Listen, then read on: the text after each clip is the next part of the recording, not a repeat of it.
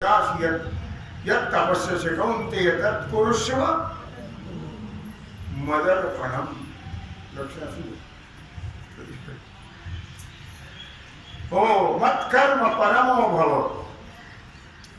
मी नेहमीच सांगत आलोय तुम्हाला, म्हणजे यात आहे ते सांगतो मला नाही, तेच आहे मत्कर्म परमो भव. कोणतंही कर्म माझ्या करता करा. साधी सोपी गोष्ट आहे बघा, पण ती लक्षात राहत नाही आपल्या. त्याच्याकरता अभ्यासच लागतो. काही काळ तरी तुम्हाला ते नित्य अभ्यास करावा लागेल, म्हणजे ते लक्षात राहील. आणि मग ते कुठलंही कर्म भगवंताला अर्पण होऊ शकतं. काही अवघड नाही ते भाग, पण ती सवय नसल्यामुळे तसं अवघड वाटतं. कोणतंही कर्म देवा, आता काय याला काय अवघड आहे का? देवा कपडे घाला, काय देव कपडे घालतो का? देवा स्नान करा, देवा कपडे घाला, देवा कपडे काढा, देवा गंध लावा, देवा पूजा करा, देवा ध्यान. एका देवा करता थोडं देवा जेवा हो ते सुद्धा. पाणी द्यावा प्या द्या देवा, चहा प्या देवा, हे सगळं करा. हे सगळं करा माझ्या करता. अभ्यास कोणतंही कर्म, सर्व कर्म हे आपल्या करता आपण करतो, पण देवा करता मत्कर्म परम. फार फायदा आहे त्याच्यामध्ये. सगळं आपल्या करताच होत, पण त्याच्यात फार मोठा फायदा आहे. त्याने सहज भाऊ माझ्या शतशः शुभेच्छा आपल्या कार्याला कल्याण.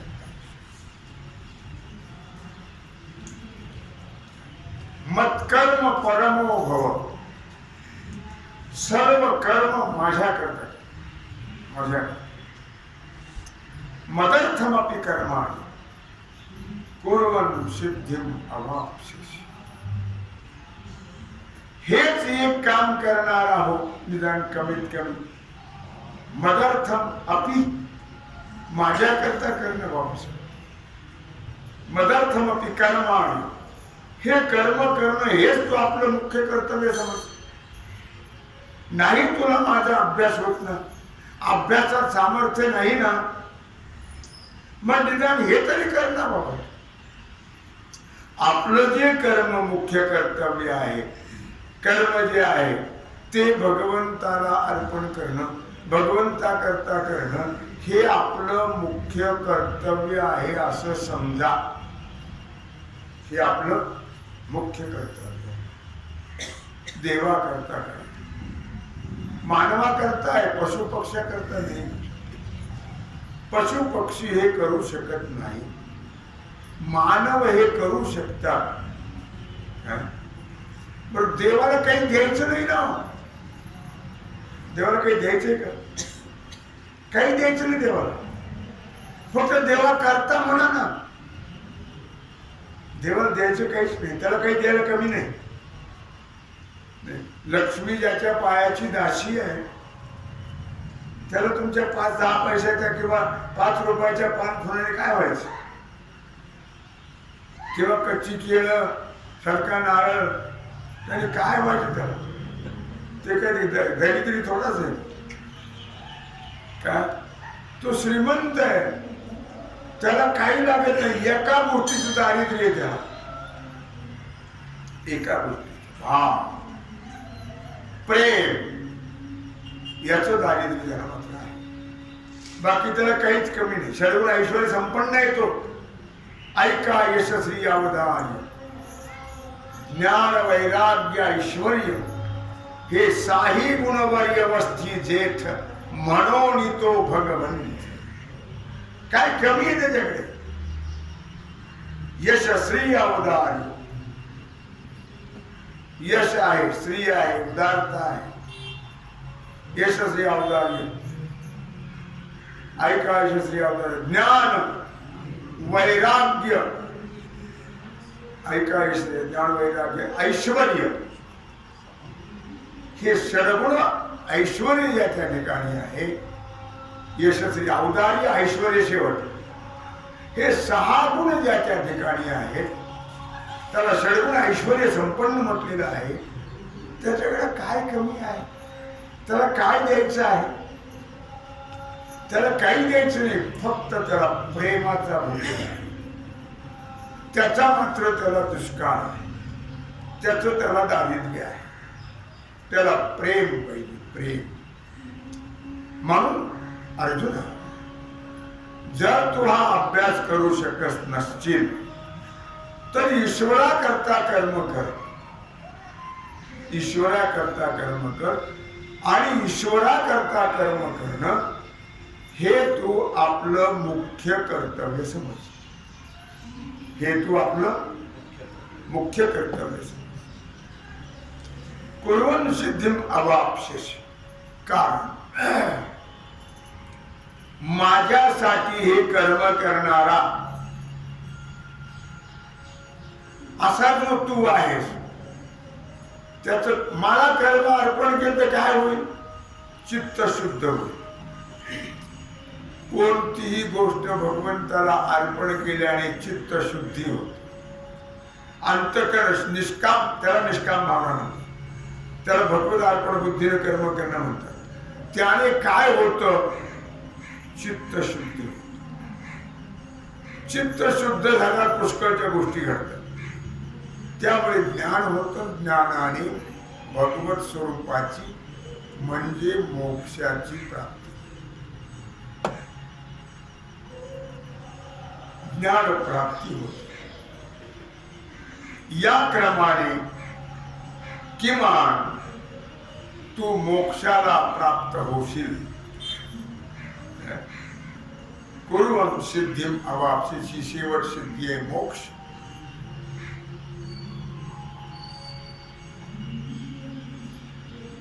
तो तुला कमी करत सहज प्राप्त होईल. पण कशाने? मत्कर्म परमो भव. मत्कर्म परमो भव. नाही तुला अभ्यास होत तर मला कर्म अर्पण करायचं. मत्कर्म परमो भव. मदर्थम अपि कर्माणि. माझ्याकरताच कर्म म्हण. कुर्वन् सिद्धिं. हे केलंस तर तुला मोक्ष सिद्धी प्राप्त. मौली याच्यावर विचार करतो. का अभ्यासाही लागी कस नाही तुझिया अंगी. तरी हा शिजया भागी तैसाची असी. का अभ्यासाही लागी कस नाही तुझिया अंगी. अलीकडे अभ्यासाला कस राहिलंच नाही पोरांमध्ये. सगळा मोबाईल मध्ये गेला. आई बापाला लहान असल्यावर बरं वाटतं, नादी लागतात पोरांना. त्या नादी लागतात याचा परिणाम असा होतो की पुढे ते अभ्यासच करतात. सतत अंधत्व येईपर्यंत मोबाईलच पाहतात. दिवसभर मोबाईल. लहान मोठे सगळे बरं का. 11वी 12वीची पोरं सुद्धा सतत मोबाईल पाहतात. त्याने परिणाम त्याचा असा होतो पुढे अंधत्व, वाईट परिणाम. मी का सांगतोय लक्षात?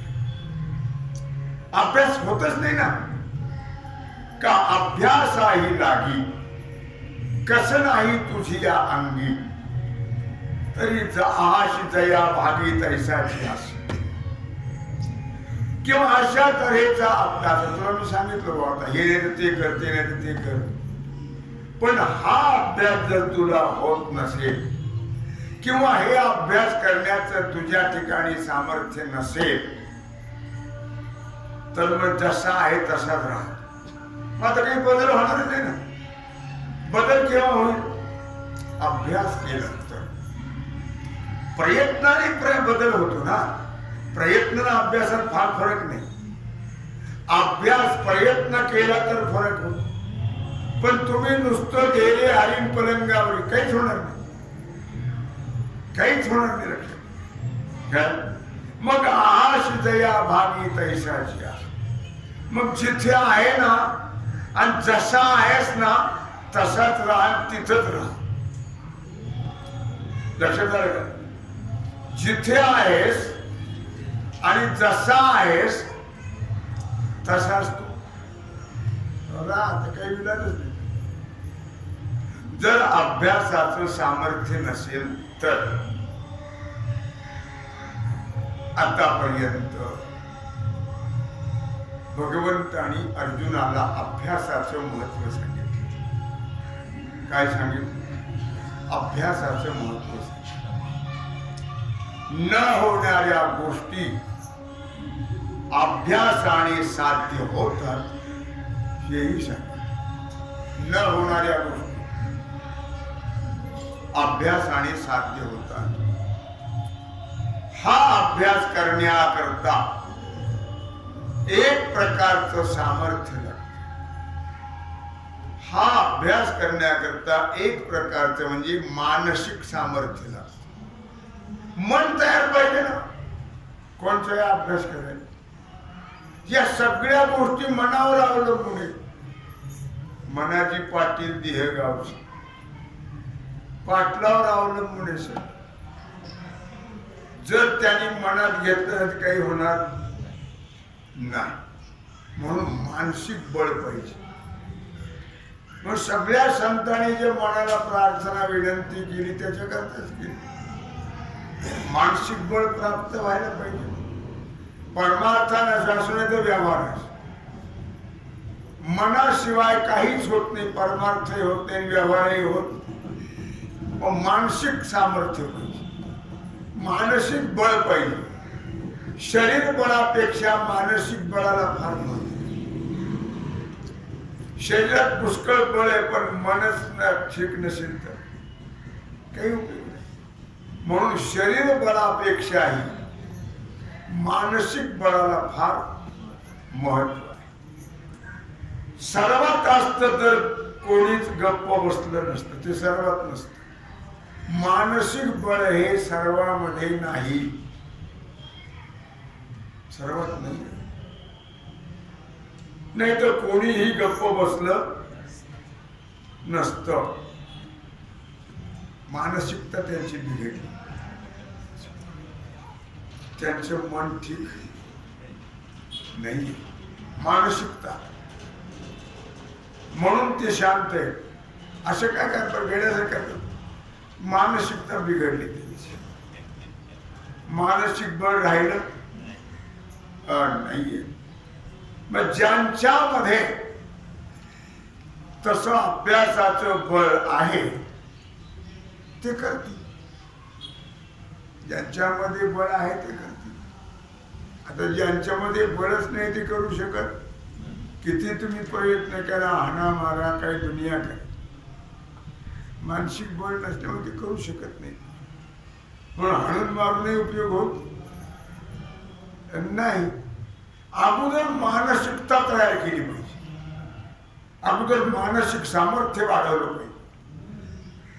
म्हणून आई वडिलांवर फार मोठी जबाबदारी आहे. लक्षात, मुलं बनवायची जबाबदारी आई वडिलांवर आहे. आता जरी गोड वाटत असेल तर पुढे फार अवघड जात. आता गोड पुढे अवघड. म्हणून जबाबदारी आहे. नाही तर मग ब्रह्मचारी राहायचं, कटकटणी बंधन. आणि जर ग्रहस्थी असाल तर जबाबदारी लक्षात, जबाबदारीनेच वागावं लागतं. मुलं जर मोठी करायची असतील, मुलं जर योग्य लाईनीला लागायची असतील तर जबाबदारी कोणाची आहे? आई बापाची जबाबदारी.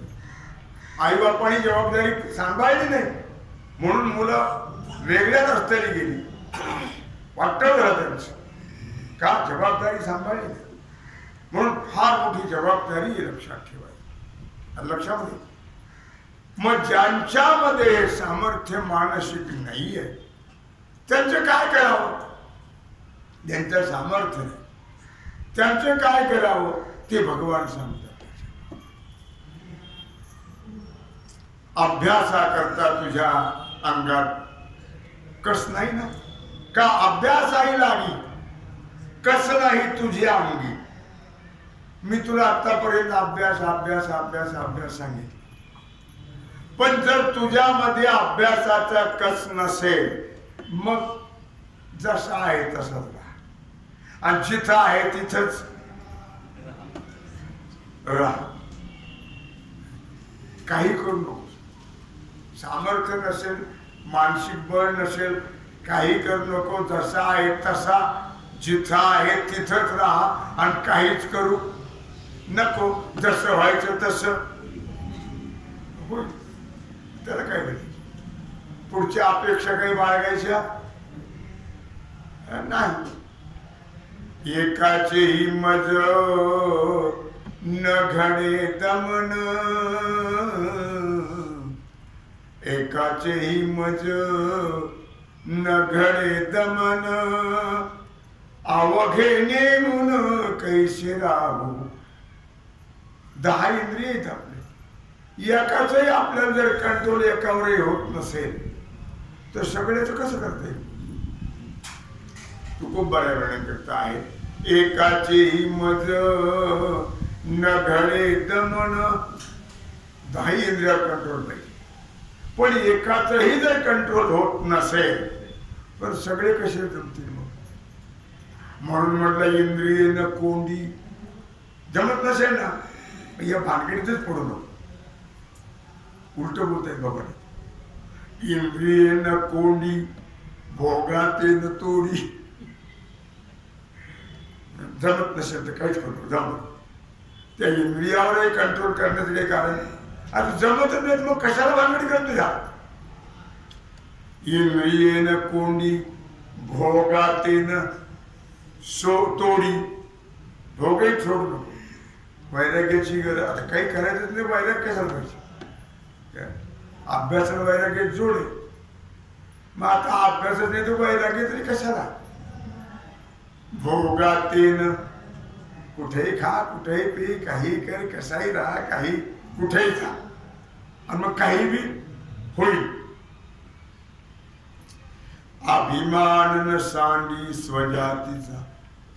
मग जातीचा अभिमान आहे तसं वाढून दे. जातच नाही, पण जात गेली. 2 नाव फार चांगले मला आवडतं. जाते आणि खाते. 2 कोणी नाव ठेवले त्याला धन्यवाद. सार्थ ठरले होते. जाते गेले आता प्रदर्शनात मांडावं लागतील. याला जात म्हणतात. जात गेली ना करायली जात. जात गेली. खाते खातातच झाले. आपल्या नगरमध्ये तरी खाते हा शब्द 101% सार्थ ठरला. 101% खाते.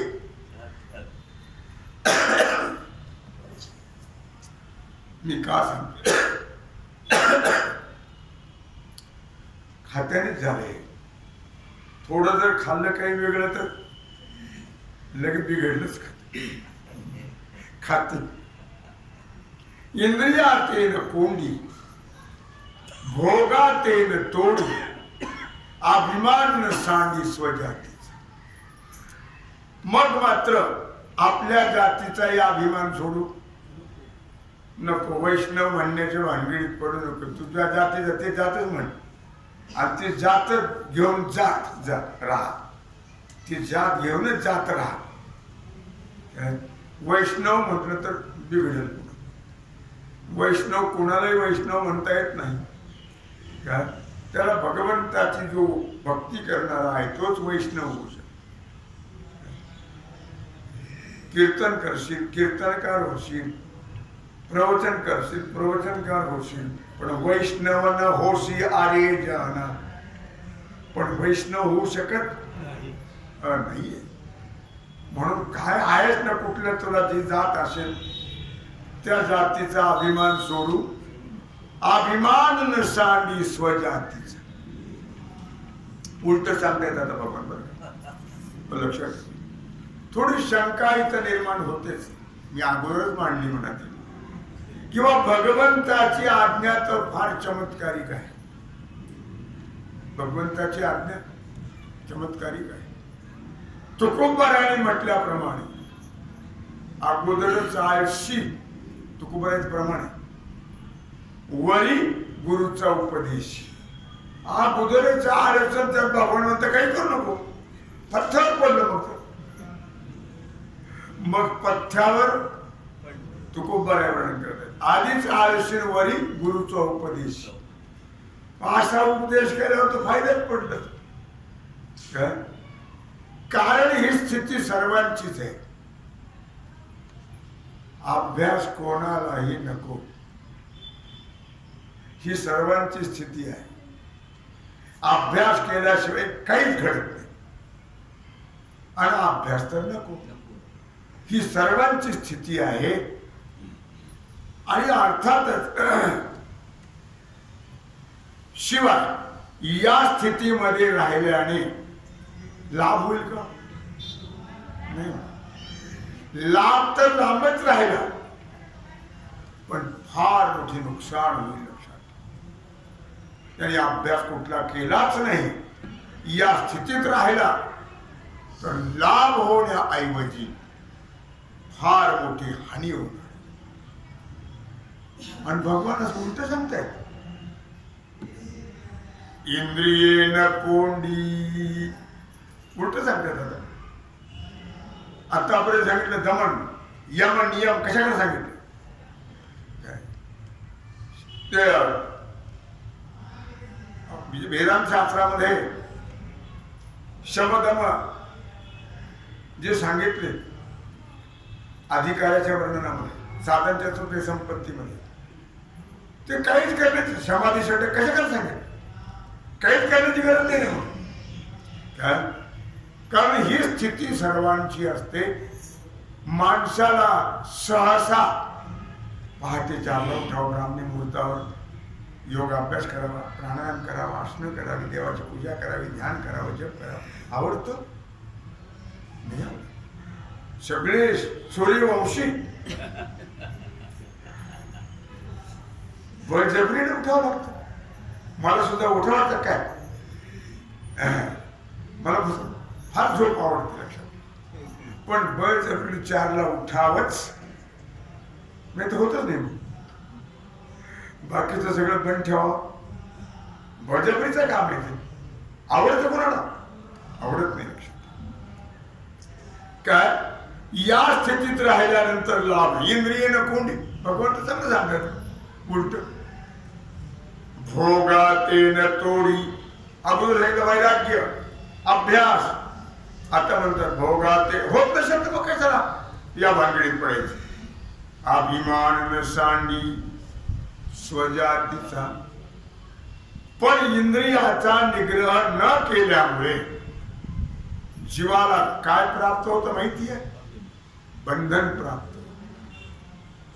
जीवाला फार मोठं बंधन प्राप्त होतं. लक्षात ठेवा, जे आपल्या इंद्रियावर कंट्रोल ठेवत नाही त्यांना बंधनात पडावं. हे विसरता कामा नाही. याबद्दल भगवंताने मागे पुष्कळ वेळा सांगितलं. ये इंद्रिये जे जे म्हणती, ते तेची पुरुष जे करीती, ते तरलेच न तरती विशेषण. मागे अनेक वेळा सांगितलंय. दुसऱ्या अध्यायातली ओवी आहे ज्ञानेश्वरीत 248. जे इंद्रिये जे जे म्हणती, ते तेची पुरुष जे करती.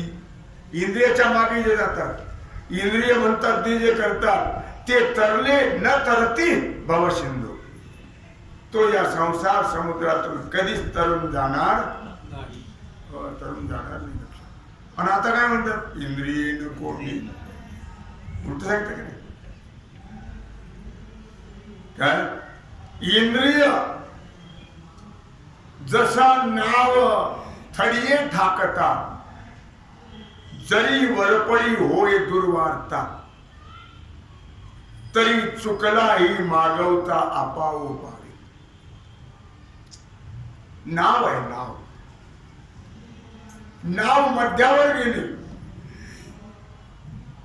आणि वादळ सुटलं. काय होईल?